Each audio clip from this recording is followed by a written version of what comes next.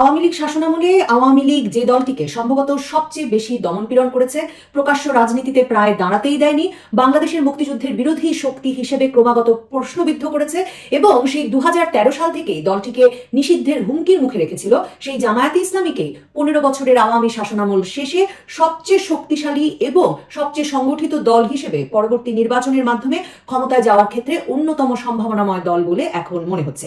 বিএনপির সঙ্গে জামায়াতের বিচ্ছিন্নতা তৈরিতে আওয়ামী লীগ অনেক রাজনৈতিক এবং কৌশলগত শক্তি ক্ষয় করেছে। তবে এর ফলে এখন অবস্থা দৃষ্টে মনে হচ্ছে একদিকে বিএনপি নির্বাচনের মাঠে তার যে মূল শক্তি অর্থাৎ বাংলাদেশের ডানপন্থী ইসলামপন্থী ভোট অথবা অনেকে যাকে ভারত বিরোধী ভোট বলেন, সেই ভোট ব্যাংকটি নিরঙ্কুশ সংখ্যাগরিষ্ঠতা হারাতে বসেছে। অন্যদিকে হারিয়েছে বর্তমান প্রেক্ষিতে নির্বাচন বা সরকার বিরোধী কোনো আন্দোলনে মাঠের রাজনীতিতে তার শক্তি সামর্থ্যের একটি মূল উৎস জামায়াতে ইসলামী তার মিত্রকে।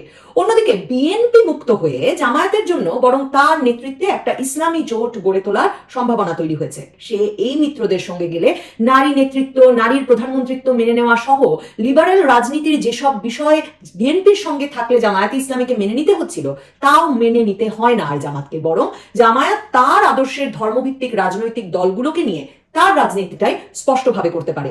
5ই আগস্টে শেখ হাসিনার পতনের পর জামায়াতে ইসলামীর নেতাকর্মীরা ব্যাপক সাংগঠনিক শক্তি ও প্রস্তুতি নিয়ে বেরিয়ে আসতে শুরু করে। আমরা দেখি যে আওয়ামী লীগ যখন মাঠে অনুপস্থিত, বিএনপি নেতাহীন এবং একরকম এই বর্তমান সরকারের সঙ্গে আলাপ আলোচনায় এক ঘরে, আর বিএনপির নেতাকর্মীরা যখন জামায়াতের নেতাদের ভাষায় লুটপাট, খুন খারাপি আর চাঁদাবাজিতে ব্যস্ত, তখন জামায়াতে ইসলামীর আমির সহ শীর্ষ নেতৃবৃন্দ সারা দেশ জুড়ে নীলফামারী থেকে নারায়ণগঞ্জ, চট্টগ্রাম থেকে সিলেটে নির্বাচনী প্রস্তুতি হিসেবে ব্যাপক জনসংযোগ এবং বিশাল সব জনসমাবেশ করছে। আল্লাহ কোরআনের দিকে ফিরতে হবে। আল্লাহর কোরআন কি মানুষের ক্ষতি করতে আসছে? মানুষকে মুক্তি দিতে আসছে, সম্মান দিতে আসছে, মর্যাদা দিতে আসছে। সেই কোরআনের পথে যে জাতি হাঁটবে তারা ভাগ্যবান হবে। যুদ্ধাপরাধের বিচারে জামায়াত ইসলামীর আমির গোলাম আজম, দেলাওয়ার হোসেন সাইদি, মতিউর রহমান নিজামী সহ শীর্ষ নেতৃত্বের একটি স্তরকে হারানো এবং তার পরের কয়েকটি স্তর 2013-14 সালে যুদ্ধাপরাধের ট্রাইব্যুনালের বিরুদ্ধে আন্দোলনে প্রকাশ্যে রাজপথে নামতে গিয়ে গ্রেফতার মামলায় জর্জরিত হয়ে তছনছ হয়ে যাওয়ার পর দলটিতে দায়িত্ব পান বর্তমান আমির শফিকুর রহমান সহ সে সময়ের মাঝারি বা তার নিচে থাকা নেতৃবৃন্দ। 15 বছরের বেশি সময় ধরে তাদের প্রায় সব কার্যালয়ে তালা। 2023 সালের জুন মাসের আগে ঢাকা সহ দেশের কোথাও 15 বছরেরও বেশি সময় ধরে কোনো সমাবেশ করতে না পারা, এক কথায় প্রকাশ্যে কোথাও কোনো রাজনৈতিক কর্মসূচি দিতে না পেরেও আওয়ামী লীগ আমলে এই নতুন নেতৃত্বের জামায়াতে ইসলামী তার রাজনীতি সম্পর্কে একেবারে সুস্পষ্ট বক্তব্য আর প্রকাশ্য অবস্থান ঘোষণা করার প্রস্তুতি নিয়ে এসেছে এবার 5ই আগস্টের পর।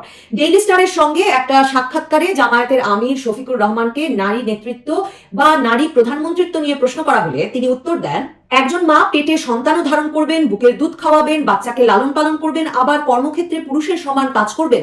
এটা কি তার উপর জাস্টিস? জামায়াতের আমির বলছেন মায়েদের ওপর অবিচার হবে, এটা আমরা চাই না। সাক্ষাৎকারে জিজ্ঞেস করেছিল একজন পুরুষ ও নারীর সাক্ষ্য আইনে সমানভাবে গ্রহণ হবে কিনা।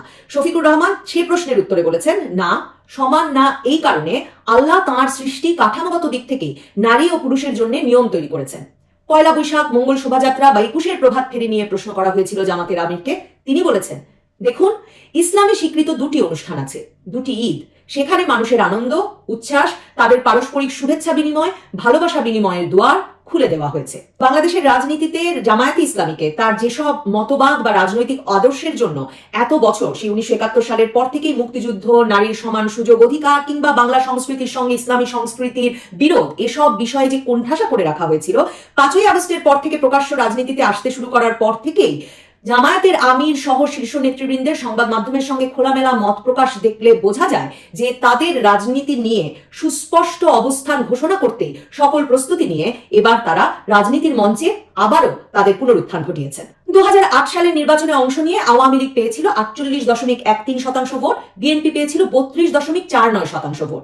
সেই নির্বাচনে বিএনপির সঙ্গে 4 দলীয় জোটের শরিক হিসেবে নির্বাচন করে মাত্র 39টি আসনে প্রতিদ্বন্দ্বিতা করার সুযোগ পায় জামায়াতে ইসলামী, জয়লাভ করে দুটিতে এবং তার ফলে মাত্র 4.60% ভোট পেয়ে সেবার শরিক দল হিসেবে নির্বাচনে অংশ নিয়ে সবচেয়ে বেশি ক্ষতিগ্রস্ত হয়েছিল জামায়াতে ইসলামী বলে জামায়াতের রাজনৈতিক নেতাকর্মীদের একটি অংশ মনে করেন।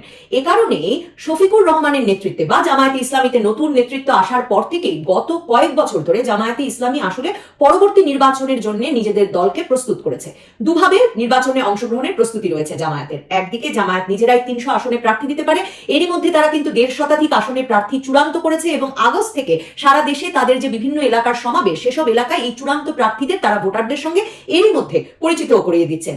অন্যদিকে জামায়াত আগস্ট মাস থেকে ইসলামী দলগুলোর সঙ্গে একটা নির্বাচনী জোট গড়বার চেষ্টায় আলাপ আলোচনা শুরু করেছে। সর্বশেষ চরমোনাই পীরের দল ইসলামী আন্দোলনের সঙ্গে আলাপ করবার পর সেই দলটির নেতা সংবাদ মাধ্যমকে জানিয়েছেন তারা ভাবছেন সবগুলো ইসলামী দলের ভোট একটি বাক্সে নেওয়া যায় কিনা। তবে জোট না হলেও 300 আসনে প্রার্থী দেওয়ার জন্য জামায়াতে ইসলামী তাদের প্রস্তুতি বন্ধ করেনি।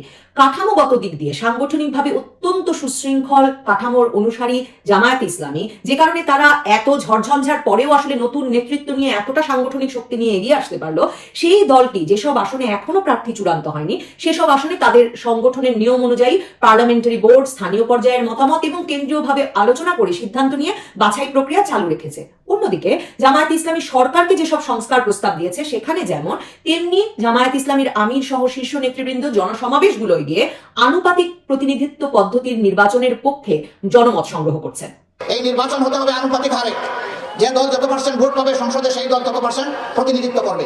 এতে করে 1% ভোটও যদি কোনো দল পায় সেই দলের যোগ্য লোক থাকলে তারাও গিয়ে সংসদে প্রতিনিধিত্ব করবে। আনুপাতিক প্রতিনিধিত্বের নির্বাচনের বিষয়ে জামায়াতের সঙ্গে অন্তর্বর্তীকালীন সরকারের অংশীদার যে ছাত্ররা রাজনৈতিক দল করছেন জাতীয় নাগরিক কমিটির নামে, তারা যেমন একমত, তেমনি ছোট রাজনৈতিক দলগুলো ডান বামের প্রায় সকল রাজনৈতিক দল জামায়াতে ইসলামীর সঙ্গে এই বিষয়ে একমত।